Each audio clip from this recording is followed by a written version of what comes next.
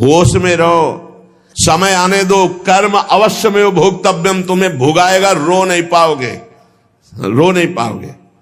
यहां जो आप कर्म कर रहे हैं वो आपको भोगने पड़ेंगे, अच्छे या बुरे।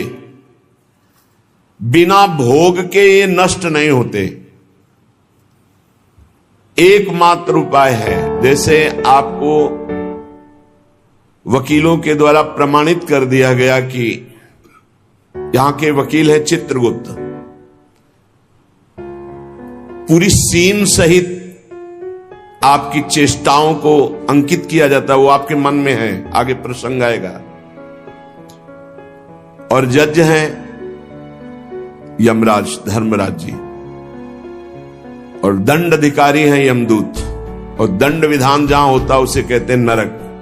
तो जैसे यहां जज ने कानून से अपराध करने वाले को दंड दे दिया, जाओ तुम्हें फांसी की सजा, राष्ट्रपति का अधिकार है, वो पूरा माफ कर सकता है। ऐसे ही राष्ट्रपति हैं भगवान श्री हरि।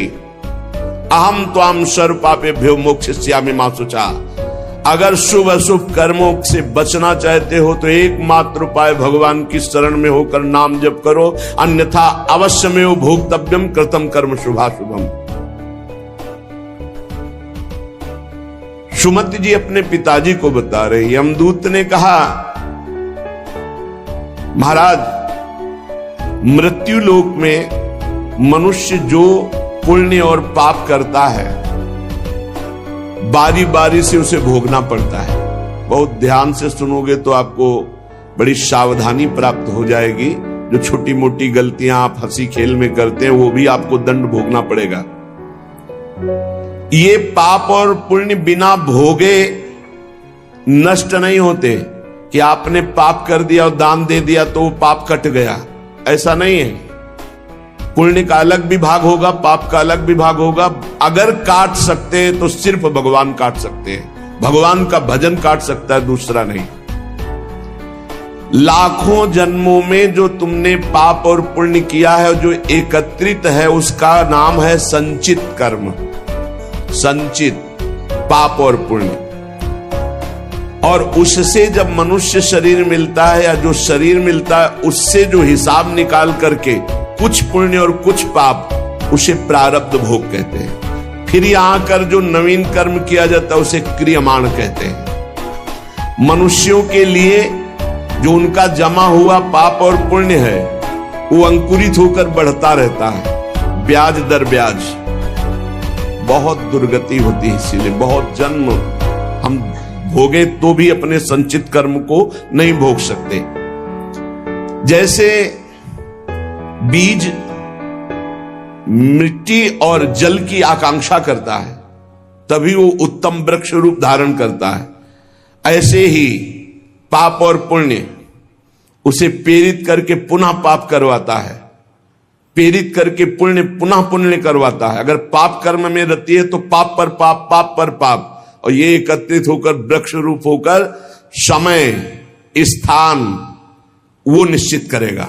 पाप तुम्हें कहां दंड देना है, समय स्थान। बुरी दशा आने के पहले बुद्धि बदली जाती है, उसकी बुद्धि बदल दी गई। आप ना आवे आप पर ताई तहां ले जाए, वो वहीं ले जाएगा, उसी स्थान पर मारा जाएगा, उसी स्थान पर जो दंड उसे मिलना मिलेगा। जैसे आपने छोटा पाप किया तो आपके चलते समय पैर में कांटा चुभेगा और दुख होगा। कांटा निकाला गया, थोड़ी दिन वहां दर्द रहा, खत्म हो गया, आपका पाप क्षय हो गया। छोटा पाप कोई, आगे बताया जाएगा कौन कौन से पाप से कैसे कैसे दंड मिलते हैं। अब अगर आपसे थोड़ा बड़ा पाप बना है तो वही पैर में लोहे की कील बनकर चुभेगा, कांटे की जगह लोहे की कील, अधिक दुख होगा। और बड़ा पाप बना है तो खजूर का कांटा, बड़ा कील, ऐसे आपके पैर में चुभ। बिना पाप कर्म के कहीं भी किसी को कोई भी दुख नहीं हो सकता। सिर में दर्द होना, आजीवन पूरे जीवन सिर का रोग हो गया कि वो दर्द ही होगा 2-4 दिन में, 10 दिन में, पाप का कारण। अपथ्य भोजन, सर्दी सहन न होना, गर्मी सहन न होना, हर समय हृदय जलते रहना पाप का लक्षण। भिन्न भिन्न पाप भिन्न भिन्न प्रकार के दुख देते हैं दीर्घ काल तक। शस्त्र और अग्नि आदि का भय ये पाप के कारण होता है। अनेक जन्मों के संचित पाप कोई इसी जन्म के केवल नहीं है, वो केवल मंडराते रहते हैं आकाश में दंड देने के लिए, समय इंतजार करते हैं। जैसे नरक में पड़े हुए जीव तुम देख रहे हो, घोर पाप का फल भोग रहे हैं।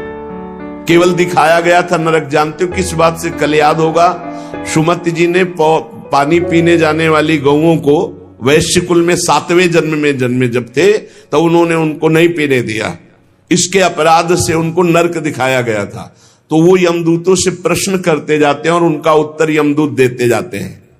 ये जो तुम देख रहे हो तड़पते हुए जीवों को नरक में, महापापी लोग हैं, अपने पाप का फल भोग रहे हैं। जब कोई पुण्यात्मा होता है तो स्वर्गलोक में जाता है, देवताओं के साथ रहता है, गंधर्व उसका गुणगान करते हैं, अप्सराओं का नाना प्रकार से सुख उठाते हैं। और जब पुण्य भोग क्षीण हो जाता है तो फिर यहां आकर के मनुष्य लोक में अपने कर्मानुसार जन्म लेते हैं। राजन, ये जो तुमने पूछा कि किस किस पाप से पापियों को कौन कौन सा नरक में दंड मिलता है, वो मैं बतला रहा हूं। जो नीच मनुष्य कामना और लोभ के वशीभूत होकर दूषित दृष्टि से हर स्त्री को भोग भाव से देखता है, जिसको देखता है बस काम भाव से देखता है। बोले जो दुष्ट दूषित भाव से माताओं बहनों को भोग दृष्टि से देखता है, तो यहां बड़ी बड़ी चोंच वाले वज्र के समान जिनकी चोंच ऐसे गिद्ध बार बार हजारों वर्ष उनकी आंखों को नोचते और खाते रहते हैं। वो आंखें बार बार होती रहती हैं, बार बार निकालते, यही वहां है कि मरना नहीं है। उनकी दोनों आंखों को वज्र तुल्य नरक के पंछी बार बार निकालते हैं और खाते हैं, और उनके पुनः नए नए नेत्र उत्पन्न हो जाते हैं। इस पापी को पलक झपकने तक के लिए विश्राम नहीं मिलता, निमिष तक के लिए कि थोड़ा चैन मिल जाए, महान दुख होता रहता है। हजारों वर्ष तक उसको इस नेत्र दर्द पीड़ा भोगनी पड़ती है। और फिर जब मृत्युलोक में जन्मता है तो नेत्र रोगी पैदा होता है। वो यहां पैदा होगा नेत्र रोगी, या नेत्र ही नहीं है या नेत्रों में दिखाई नहीं दे रहा, कई तरह के व्यवधान जिन्होंने नेत्रों का दुरुपयोग किया। अब जिन लोगों ने, जिनको तुम देख रहे हो इनकी जबान काटी जाती, बार बार जबान नोची जाती है, ये वो लोग हैं जो शास्त्र का गलत उपदेश किए हैं, गलत अर्थ किए हैं, अपनी वासना की पूर्ति के लिए शास्त्र का गलत प्रयोग किए हैं, जो किसी को गलत सलाह दी है तो इनकी जबान बार बार छोटे छोटे हिस्से में तलवार से काटी जाती है। शास्त्र का उल्टा अर्थ बताया, उसकी जबान को वहां हजारों वर्ष काटा जाता है। खिलवाड़ नहीं, प्रश्न उत्तर कर देना। अगर आपका उत्तर गलत है तो आप नरक जाएंगे। प्रश्न करता तो आप पर श्रद्धा करके पूछ रहा है और आपने मनमानी उत्तर दे दिया और वैसा आचरण कर दिया तो उसको पाप नहीं लगेगा, पाप आपको लगेगा क्योंकि आपने आदेश किया है और आपकी दुर्गति हो जाएगी। इसीलिए अनाधिकारी को जब जनक जी महाराज विदेह राज ने पूछा, निमि जी ने नवयोगेश्वरों से कि मैंने यही प्रश्न कर्म के विषय में सनकादि से पूछा था, वो मौन थे, कोई उत्तर नहीं दिया, क्यों? तो बोले उस समय आपका ज्ञान जागृत नहीं हुआ था, आप उस समय अनाधिकारी थे, कर्म का बड़ा सूक्ष्म विषय होता है, इसीलिए वो मौन थे। ऐसा नहीं कि हर प्रश्न का उत्तर फटाक से दे दे, और वो गलत है अगर उत्तर तो शास्त्र सम्मत नहीं है तो उत्तर देने वाले को नरक का दंड मिलेगा, उसकी जबान हजारों वर्ष वहां काटी जाएगी।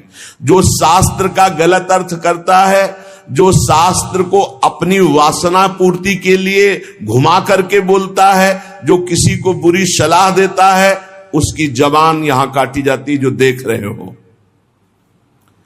और हे सुमति जी, जो वेद की निंदा करते हैं, देवताओं की निंदा करते हैं, संतों की निंदा करते हैं, वैष्णव की निंदा करते हैं, गुरु की निंदा करते हैं, गुरु पर दोष दृष्टि करते हैं, गुरु को वक्र दृष्टि से देखते हैं, क्रोध दृष्टि से, उन सब को यहां भयंकर वज्र तुल्य वाले जिनकी चोंच है, ऐसे पक्षी गिरा गिरा करके उनके अंगों को नोचते हैं, जबान, आंख और उनके शरीर के अंगों को। जितने निमेष तक उनके द्वारा ये जिह्वा जनित पाप हुआ है, उतने 1000 वर्ष तक उनको पक्षी नोचते हैं। जो नराधम बिना दोष के दो मित्रों में फूट डाल देते हैं, एक दूसरे की चुगली करके, पिता पुत्र स्वजन में भेद पैदा कर देते हैं, और जो पुरोहित, बहुत ध्यान देने योग्य बात है, अनुष्ठान का संकल्प लेता लेकिन अनुष्ठान पूर्ण नहीं करता, जजमान को क्या पता। जो पुरोहित जजमान से नियत संख्या ले ली धन और अनुष्ठान पूरा नहीं किया, या जो अपनी माता और पिता का अपमान किया, जो अपनी शरणागत, अपने अर्धांग विराजमान पाणिक ग्रहण की हुई पत्नी का विविध प्रकार से अपमान और शोषण किया, वो यहां आरे से चीरे जाते हैं 1000 वर्ष तक। दिखाया, देखो ये बीच आरे से आराम आराम से एक एक अंग चीरे जाते हैं। उस पुरोहित को भी दंड मिलता है, उस पुत्र को दंड मिलता है जो माता पिता का अपमान, उस पति को दंड मिलता है जो पत्नी का शोषण, उस पत्नी को दंड मिलता है जो पति से छल करती है। आप खुली आंख इनकी दुर्गति देख सकते हैं। जो दूसरों को कष्ट देने का स्वभाव बना लिया है, बातचीत चेष्टा से कष्ट ही देना है, जो दूसरों की प्रसन्नता में जलते हैं, जो दूसरों की घरों में, सोए हुए घरों में आग लगा देते हैं या फसलों में आग लगा देते हैं और उनको प्राणांतक कष्ट देते हैं, उन अधम पापियों को यहां जलती हुई आग में जलाया जाता है। तुम देख लो, तपती हुई बालू डालकर उनको भूना जाता है और यहां आग में उन्हें जलाया जाता है। जो एक जगह निमंत्रण मिला, फिर दूसरी जगह निमंत्रण मिला, तो पहले निमंत्रण वाले को छोड़ करके दूसरे के यहां निमंत्रण पाकर फिर पहले वाले के यहां निमंत्रण पाने गया, ऐसा नहीं है। ये नरक का कारण बन जाएगा। एक जगह निमंत्रण है, वहां गए, अगर हम भूखे हैं तो भूखे, नहीं मिला तो नहीं मिला, अब दूसरे दिन देखा जाएगा। 2, 3, 4 निमंत्रण, ऐसा नहीं। जो ब्रह्मर्षि किसी देव कार्य के लिए, पितृ कार्य के लिए यजमान के द्वारा निमंत्रित किया गया और वो दूसरी जगह भोजन कर लिया, दूसरे निमंत्रण को स्वीकार करके फिर उसके यहां भोजन करने गया, तो उसको यहां नरक में 2 टुकड़े करने वाला दंड मिलता, बार बार उसके 2 टुकड़े। ये बार बार बहुत जगह भंडारा, बहुत जगह निमंत्रण, ये ऐसा नहीं है। सिद्धांत है, तुम भूखे हो तो एक जगह चले जाओ और अपना पेट भरो, भजन करो। ये नहीं कि 5 जगह चले गए तो खूब दक्षिणा 5 जगह की मिली तो सुन लो। ये तस्मा शास्त्रम प्रमाणम, ये शास्त्र है, मनमानी नहीं। पहले ऐसा कभी ब्रह्म ऋषि जन नहीं करते थे। 5 घरों में भिक्षा मांग लो, या निमंत्रण है तो एक जगह जाके पेट भर लो जो रूखा सूखा मिले। ये 14 जगह भंडारा, 14 जगह निमंत्रण, तो उसकी व्यवस्था है। ये नरकगामी बना देगा, बुद्धि भ्रष्ट हो जाएगी। जो सदैव कड़वी बातें बोलकर लोगों के दिल पर चोट पहुंचाते रहते हैं, कुछ लोगों का ऐसा स्वभाव होता है, जब बोलेंगे तो हृदय की पीड़ा प्रकट हो ही जाए, ऐसा उनका है। ऐसे हैं वो, ऐसे बोलते हैं कि अत्यंत पीड़ा दे। ऐसा करने वालों को यहां के पक्षी टूट पड़ते नरक में लाते हैं, नोच नोच करके उनको खाते हैं। जो यहां किसी की चुगली करता है, उसकी जिह्वा तेज छुरे से बार बार ऐसे चीरी जाती है, फिर पूरी हो जाती है, फिर चीरी जाती है। जिन्होंने उद्दंडतावश अपने पूज्य जनों का अनादर किया, उनको मारा, पीटा, गुरुजनों को, अपने गुरु को, माता को, पिता को, बाबा को, पितामह को, ये पूज्य जन है, ये गुरु के समान पूज्य है। जो अपने गुरुजनों को, पूज्य जनों को अनादर करता है, दंड देता है, मारता है, पीटता है, वो देखो ये कुंड बने हैं विष्ठा के, पीब के और मूत्र के। मूत्र का कुंड, विष्ठा का और पीब का, नीचे करके मुख उन्हीं कुंडों में डाल दिया जाता है, ऊपर से पैक कर दिया जाता है। हजारों वर्ष वही खाओ वही सड़ो, कितना भयानक कष्ट है। नीचे के मुख करके उसमें डाल दिया जाता है। जो लोग भोजन बनाने, बहुत ध्यान से सुनो, भोजन बनाना उद्देश्य रखो, यज्ञ है, यज्ञ के लिए भोजन बना रहे हैं। सबके हृदयों में भगवान है, पहले भोग लगाओ श्री भगवान का, फिर दरवाजे पर निकलो और आसपास झांक के देखो, कोई पशु पक्षी, कोई मनुष्य, कोई संत महात्मा, कोई भूखा तो नहीं दिखाई दे रहा।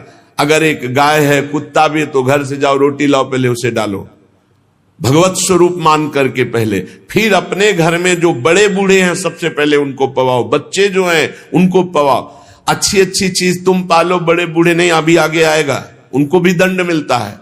तो जो रसोई बनाए तो उसे भाग लगाना चाहिए, देवता का भाग, अतिथि का भाग, कौवे का भाग, गाय का भाग, और अपने जो पूर्व के बुजुर्ग जन हैं पहले उनकी सेवा। अच्छा, जो भी रसोई बने, भगवान का भोग लगाया, दरवाजे तक गए, अतिथि को देखा, एक गौ के लिए ग्रास निकाला, एक कौवा पक्षी आदि के, जरूर जरूर ये नहीं निकालोगे तो पाप है। गीता जी में कहा, जो अपने लिए पका के पाता है वो पाप पाता है। तो जो अभ्यागत, अपने बुजुर्ग और अतिथि, अब कोई साधु महात्मा आया, माना कोई भी हो, वो दरवाजे में पुकारा, राधे श्याम, आप छुप नहीं सकते, आपको निकलना पड़ेगा। हाँ, राधे राधे, क्या चाहिए, क्या सेवा करूं आपकी? आप जल पिएंगे, आप भोजन पाएंगे? नहीं, मुझे पैसा चाहिए। वो नहीं दे सकता, खत्म खेल, आपका आदर हो गया। आप मृदु वचन में इतना तो बोल सकते हैं, राधे श्याम, आप इतना बोल सकते हैं, आप जल पिएंगे, आप रोटी पाएंगे, भोजन प्रसाद पाएंगे। नहीं, मुझे रुपया चाहिए। नहीं, मेरी श्रद्धा नहीं, मैं नहीं दे सकता, सामर्थ्य नहीं है, श्रद्धा नहीं है, कुछ भी आप कह दो उस पे चलेगा, पर आपको निकलना चाहिए। यदि आप छुपे रहे हो, आपके कान में आवाज आई, आपके दरवाजे से भिक्षुक वापस जा रहा, तो आपके सुकृत नष्ट हो जाएंगे और आपको पाप लगेगा। ये धर्म है, अतिथि देवो भव। देना ना देना वो आपके ऊपर की बात है, लेकिन मृदु वचन, जल और भोजन, ये तीन तो प्राय सब, नहीं कुछ है, एक फल दे दे। अगर वो कहता मुझे भूख लगी है, तो आप वहीं गेट के बाहर बैठे, परिचय नहीं है इसलिए, घर में जो सदस्य पुरुष वर्ग का, उससे 2 रोटी भेज दीजिए। जो दुष्ट आए हुए अतिथि का अपमान कर देता है, अतिथि देवो भव, बड़ी महिमा है गृहस्थ धर्म में अतिथि सेवा, साधु सेवा की, उसे यहां पीब चाट चाट के पवाई जाती है नरक में। उनका बुरा हाल होता है, बहुत सावधानी। इसीलिए धर्मात्मा पुरुष एक एक कार्य को बहुत धर्मपूर्वक, जो यहां दूसरे के भाग का अपहरण कर लेते हैं, अब अपने घर वालों के लिए अच्छे अच्छे लिए और संत महात्मा वैष्णव अतिथि के, तो बोले उसे दंड मिलता है, नरक में लाकर के उसे विविध प्रकार से सताया जाता है। जब कोई अर्थार्थी शरणागत तुम्हारी शरण में आ जाए और तुम उसके साथ धोखा करो, तो यहां भी दंड मिलेगा और वहां भी दंड मिलेगा। तो कह रहे हैं, जो आए हुए शरणागत के साथ छल करता है, तो यहां थूक, खखार, विष्ठा, इसके कुंड बने हैं, इनमें डाल दिया जाता है। आनंद लो, सोचो, थोड़ी देर भावना करो, गटर में पैक कर दिया जाए, आपको मरना है नहीं, थूक खखार लाद, उसमें ये नारकी गतियां हैं। हे सुमति, बहुत ध्यान दीजिए, जो लोग झूठे मुंह और झूठे हाथ देवता का स्पर्श, देवता को प्रणाम, गुरुजनों को प्रणाम। जो लोग ऐसा अपवित्र कार्य करते हैं उनके हाथों को यहां यमराज तिल तिल भर करके काटते हैं। जैसे कोई सब्जी नहीं काटता, ऐसे बड़ी रफ्तार से ऐसे बार बार काटते। अरे ऐसे थोड़ी शास्त्र में हम यहाँ खाए डोल रहे हैं, ऐसे जूता पहने भोजन कर रहे हैं, न कुल्ला न आचमन, ये सब नारकी गति को प्राप्त होने वाले जीव, तभी बुद्धि भ्रष्ट मनमानी आचरण करने। पहले जानते हो गांव में कैसे पंगत पवाई जाती थी, सबके चरण धोए जाते थे। आप महाभारत में पढ़िए, राजसू यज्ञ में जितने राजा आए थे सबसे अग्र पूजा भगवान की हुई, लेकिन भगवान ने सेवा ली थी सबके चरण धोने की। कितना पवित्र व्यवहार था, शास्त्री। पट्टी बिछा दी, चरण धो दिए, हाथ धुलवाए, कुल्ला करवाए, सब बैठे, सबके तिलक पूजन, और सबका फिर वो पत्तल, दोना, सकोरा, ये पवित्र है। ये होटलों में जो खाते हैं ना, वहां रज लगा के थोड़ी धोते हैं, ऐसे मारा पानी पाइप से, वही रुमाल हजारों में फेर दी। अब मतलब किसको है, जब वो कौन सा भोजन कहते हैं जिसमें सब ऐसे ले लेकर पाते हैं। भाव अब हमें तो कहना भी नहीं आता। अब सोचो उसमें वही शराब पिए हुए व्यक्ति खा रहा है, उसी से आप ले रहे, उसी से जो मना। अब वो पाया फिर लेने का मन, फिर कोई रोकने वाला है, वहां कोई खड़ा है नहीं, सब रखे हैं, बोले ये वीआईपी लोग हैं। वीआईपी लोगों को वीआईपी व्यवस्था है, समझ लीजिए। जो जूठे मुंह होकर के या भगवान सूर्य चंद्र की तरफ करके लघु शंका करते हैं, सूर्य उदय है, सूर्य भगवान की तरफ, चंद्र भगवान की तरफ, भगवत विग्रहों की तरफ लघु शंका करते हैं, तो उनके आंखों में आग का अंगार रखा जाता है, ऐसे बार बार चीखते जलते हैं।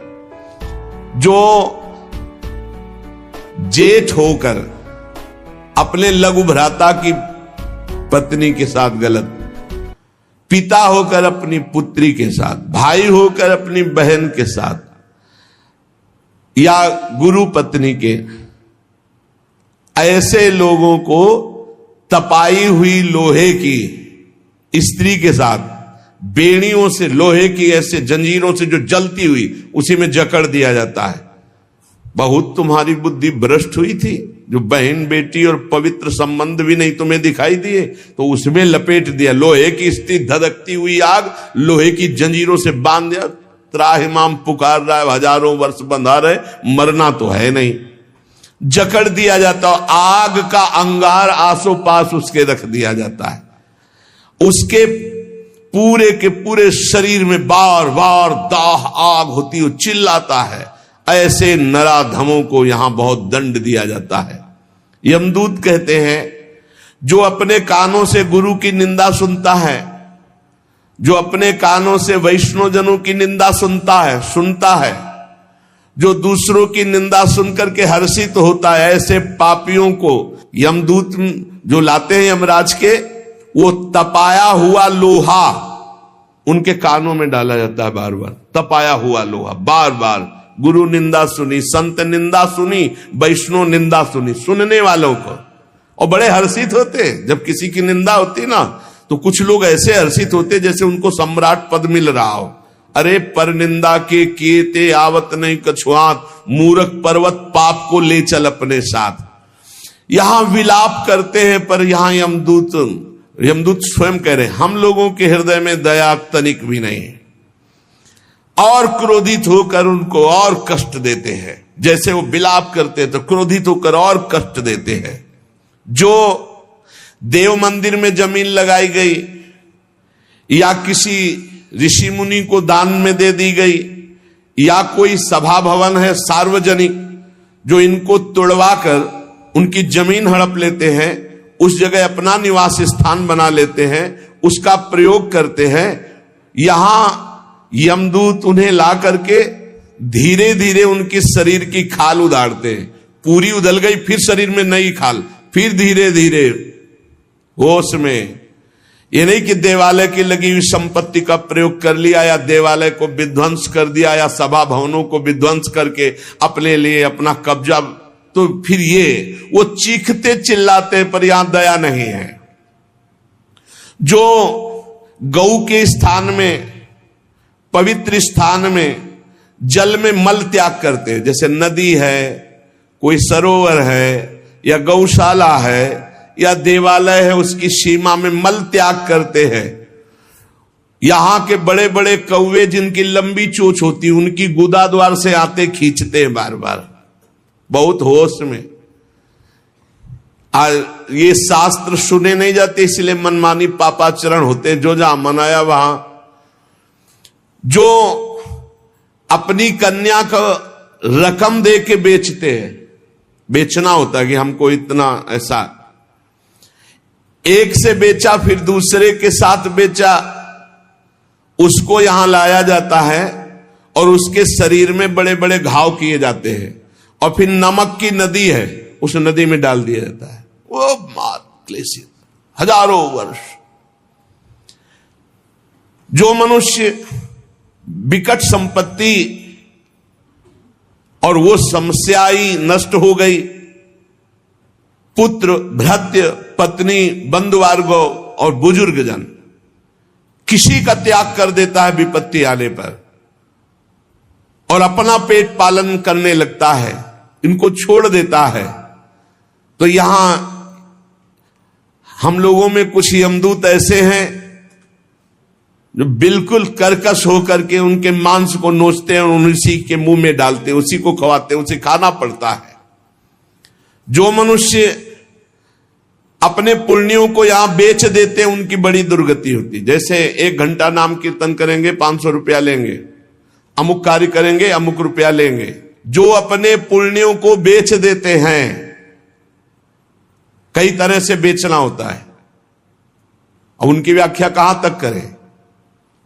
जो अपने पुण्य कार्यों का दाम लेते हैं, बेच देते हैं, वो पापी हैं और उनको यहां चक्कियों में डाल के नरक में पीसा जाता है, जैसे आटा पीसा जाता है। बेचे ही वेद धर्म दुइले ही, ऐसा नहीं था। परोपकार के लिए ब्रह्म ऋषियों का जीवन था। कुछ मिला नहीं, किसी भी तरह जीवन व्यतीत करते थे। कृष्ण शरीर, बड़े बड़े चक्रवर्ती सम्राट भयभीत होकर खड़े हो जाते थे। तप पूर्ण जीवन, बेचने का कहीं विधान नहीं। जो जीवन में अपने किए हुए पुण्यों को बेच देते हैं, उनको वहां चक्की में जैसे आटा पीसा जाता है, ऐसा पीसा जाता है। ये ना समझो कि मौज ले लो, यहां तुम मनमानी कर लो, भोगना पड़ेगा।